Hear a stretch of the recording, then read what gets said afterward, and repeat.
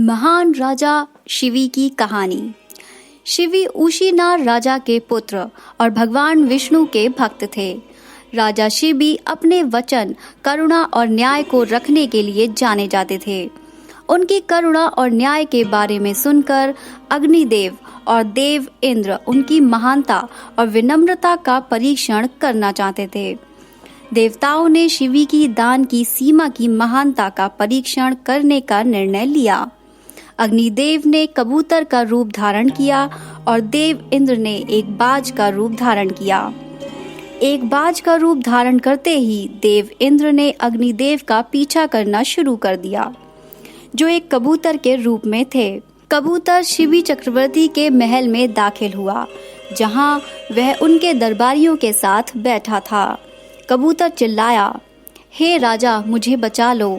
यह देखकर शिवी के गुरु ने कहा, हे राजा, कबूतर आपके पास सुरक्षा के लिए आया है। सभी को जीवित रहने का अधिकार है और किसी की जान बचाने से बेहतर कोई मदद नहीं है। कबूतर ने राजा से उससे बचाने का अनुरोध किया। कबूतर के पीछे पीछे बाज महल में आ गया। हे राजा, प्रत्येक प्राणी अनेक रूप धारण करता है। कबूतर आपके पास सुरक्षा के लिए आया था, लेकिन यह मेरे लिए भोजन है। कृपया कबूतर को छोड़ दो, जो मेरा भोजन है।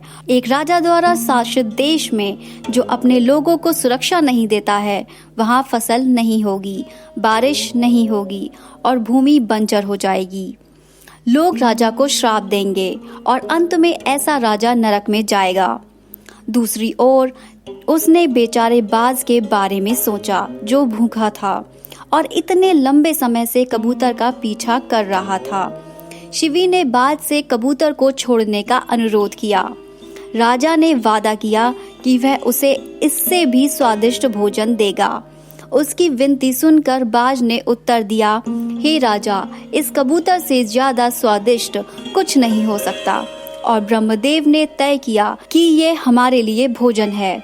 शिवी ने बाज से अनुरोध किया कि वह कबूतर को उनके संरक्षण में छोड़ दे और नियमों को ना तोड़ने में उसकी मदद करे। वह कबूतर को बचाने के लिए अपने प्राणों की आहुति देने को भी तैयार था।